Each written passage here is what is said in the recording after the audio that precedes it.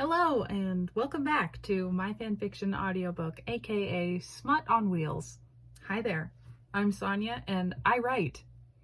And this marks episode 6 of me reading Guilty Conscience to you. And before we get into the real meat of the video, we have to put the brakes on because there's a few things I have to say. Thank you guys so much. Oh my goodness, we've hit 10,000 reads on Wattpad and 24 subscribers on YouTube. Confetti, balloons, confetti. I'm celebrating. I am so happy. Thank you guys so much for all the love and support you give me both here and over on Wattpad. It makes me so happy. And I don't want to keep you any longer because I know you love your fanfiction audiobook. So before we get on to the story, I'm just going to show this clip for anybody who's new here and a little bit confused as to what's going on. About my fanfiction. Guilty Conscience is my adaptation of Hirohiko Araki's hit anime series Jojo's Bizarre Adventure Part 5 Golden Wind. My adaptation of the true events of the Golden Wind story follows a romantic plotline where the protagonist and Leonie Abbacchio, one of Hirohiko's characters, shares a rivals-to-lovers style adventure. When the main character finds herself in need of paying off a debt, she looks to the mafia for help, and it is there where she meets Abbacchio. While her true goal is to stay as cold-hearted and far away from the mafia as possible, she finds herself caught between the claws of the criminal world with no escape and feelings she'd never imagined having before. While I introduce the main cast of characters from the Golden Wind plotline into my adaptation, I've also incorporated some original characters of my own, one of which is the protagonist, YN. I decided to use the placeholder YN, meaning your name, in my story so that the reader could be a part of the plot as much as possible, just as any other character would. So when coming across the placeholder YN, feel free to replace it with your own name. And now that everyone's on the same page about what the frig is going on here, we can get started. So welcome to episode 6 of My Fanfiction Audiobook, aka Guilty Conscience, aka Chapter 3, The Interrogation, Part 3. A brief warning before we begin. This chapter of Guilty Conscience contains violent content and minor depictions of injury. Bucciarati darted forwards, knife in hand. The golden zippers on his suit jingled as he shot toward Galstav, and an eerie sob left the traitor as the blade burrowed its way into his kneecap. YN watched as the boss's arm twisted from left to right, digging the knife deeper into Galstav's already bloodied flesh. The restroom no longer housed a private interrogation. It was now a beating, a humiliation, and YN felt sick watching.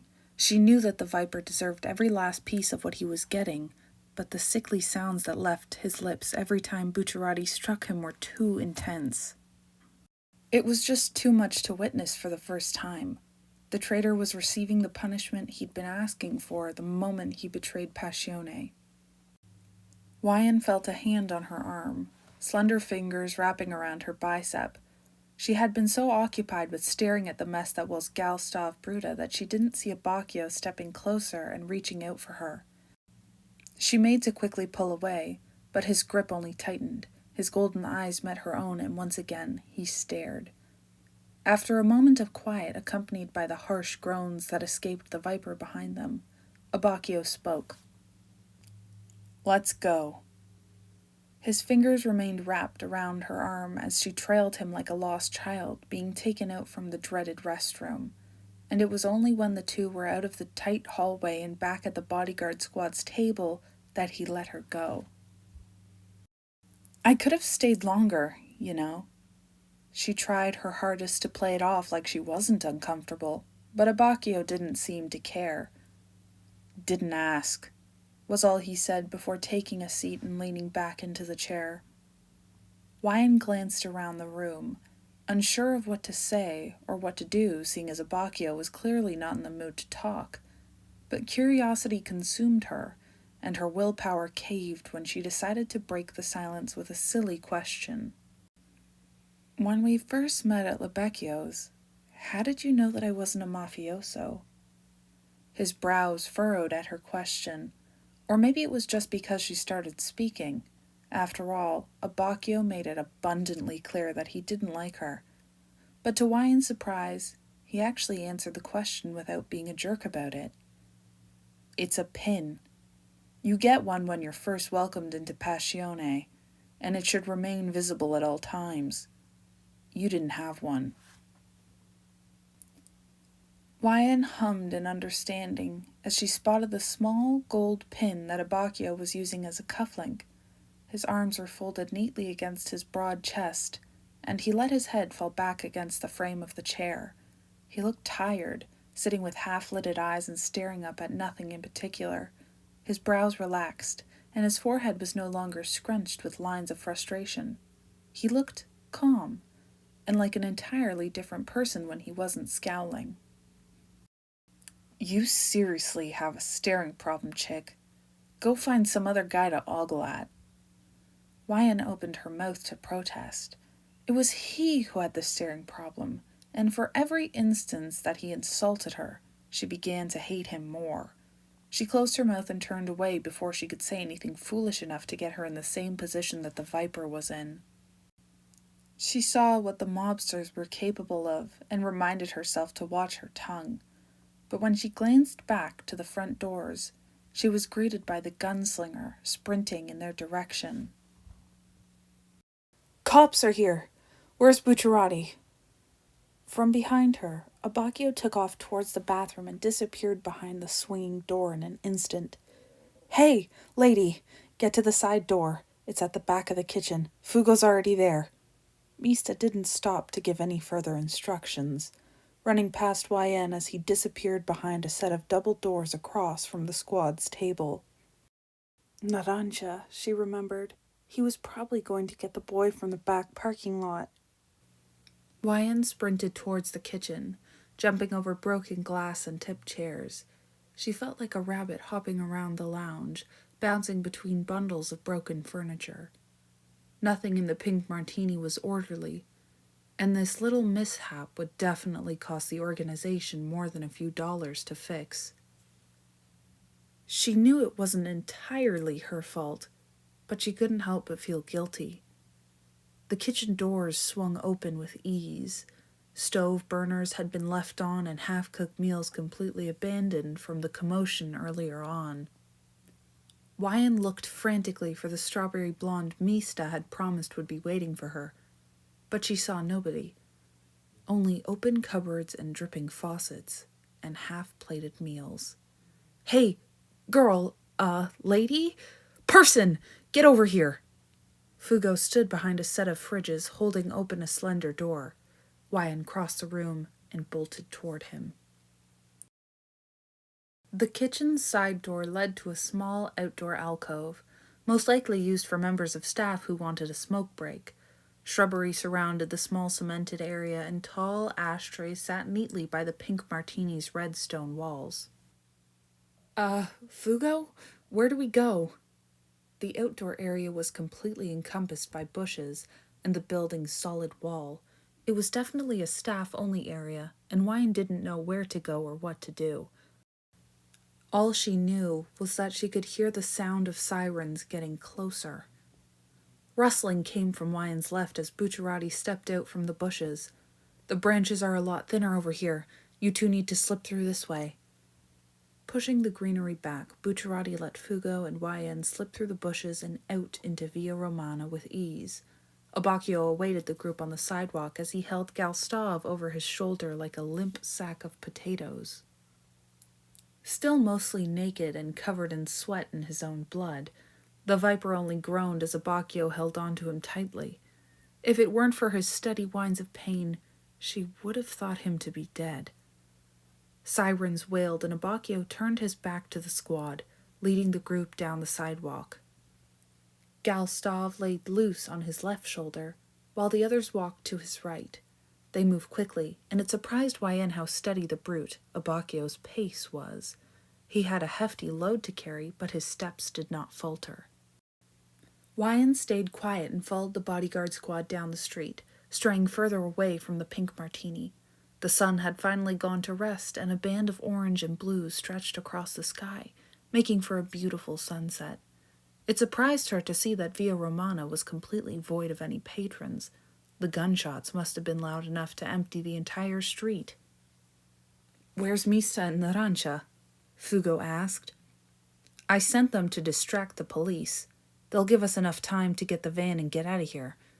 Bucciarati was calm as he spoke, but his strides were long as he walked with purpose. "And was the girl useful for the interrogation?" Fugo's question echoed in Wyan's ears. Had she been useful enough? Or was she just dead weight added onto Bucciarati's team? The blackmail strategy worked perfectly. He spilled some rather interesting information about his betrayal, but soon after Abbacchio left with her, he went quiet. Bucciarati took a breath before continuing. "So I beat the information out of him. He was oh so obedient after we had a little one-on-one conversation." A chill danced across Wyan's back. She couldn't picture someone as kind-hearted and gentle as Bucciarati giving anybody a beatdown. He was so patient, so well put together. But hearing that Galstav abused Passione's organization and dealt drugs to kids must have made the mafioso snap, and she'd seen him do it. She could only imagine what someone like Abbacchio might do to him. "With the time I had," he continued, "I could only get two things out of him. The first being that he and his little squad of traitors chose the Pink Martini as their front because it remains outside of Passione's territory. It made sense that a band of traitors would want to stay hidden. If it were YN, she'd want to be as far away from Passione territory as possible. But from the corner of her eye, she saw Bucciarati's lip curl in anger. He knew something that wasn't good. The second being that Galstav knew that we would be coming for him because he has ears in Lebecchio's." Wyan's stomach dropped. It dropped so deep and so hard that she thought she might fall over. For the second time in that single day, Wyan had done something wrong. So awfully wrong that it could cause the Bodyguard Squad to end up rotting away in a prison cell if they managed to get caught by the police that were already hot on their trail. A spy, someone working for the traitors, must have heard her deliver the message. They'd seen it coming from miles away and tried to kill Bucciarati because of her lack of caution. She'd failed. "I'm so very Don't you dare finish that sentence," Abbacchio said through clenched teeth. He'd been walking several paces ahead of Wyan, but slowed to match her steps. "We don't need your pity, kid. Keep moving. We're almost at the van." Silence stretched over the group as they continued walking. Looking down felt better than seeing the disappointment on the mobsters' faces. She thought that Abbacchio was done scolding her, but tight fingers gripped her chin, tilting her face upwards in a single fluid motion. Abbacchio lowered himself to meet Wyan and spoke, his hand still gripping her jaw. "And lift your chin. Nobody wants to see you sulk." Wyan sat quietly in the back seat of Bucciarati's van. It was black and quite spacious. Fugo explained that his boss would rent cars with enough room to drive around his entire team. It made sense, but what didn't make sense is why Mista and Narancia were still missing. It had been half an hour since the Bodyguard Squad deserted the Pink Martini, and Galstav remained bound in ropes, hidden away in the van's trunk. She wanted to go to her car, to get away from the mobsters, but Fugo insisted otherwise, even going far enough to call her ridiculous. "It would be stupid to have you go back to the Martini's parking lot. That's where all the cops are." His face grew red with anger as he shouted at her. "Plus, we're all going to see Polpo anyways. Why not save gas and tag along? You can go pick up your car tomorrow." The sun had set completely. Wyan was thirsty and hungry and tired. She didn't understand how they did it. Fugo, Abbacchio, and Bucciarati all remained wide awake while she tried her hardest not to doze off in the back of the van. Kaboom! A loud booming came from the Pink Martini's parking lot. Fugo, who sat in the driver's seat, had parked the van just beyond Via Romana, completely out of the view of the police, but they remained close enough to see the explosion transpire, as well as an eruption of fire spilling out into the shrubbery that lined the Pink Martini's property. "Did you see that?" Naranja screamed as he threw open the van's sliding door. "Our distraction was way cool." He hopped into the vehicle with Mista close behind. The raven-haired boy wore a brilliant smile, and the gunslinger's cheeky grin made YN concerned for whatever they had blown up.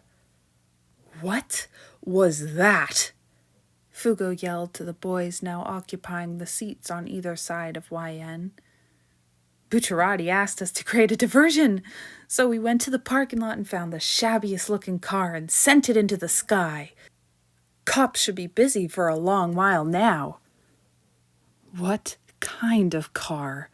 YN questioned frantically. It was Mista who said, "Some ugly gray Fiat, I think."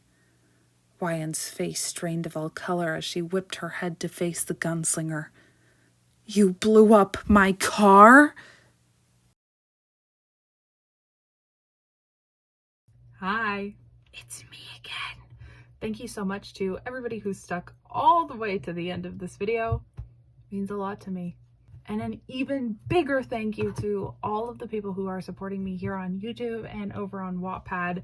I really, really, really appreciate everything you're doing with the comments and the likes, and it just leaves such a big smile on my face. I can't wait to be posting more, so I will see you sometime on Wattpad and next Monday here on YouTube. Bye!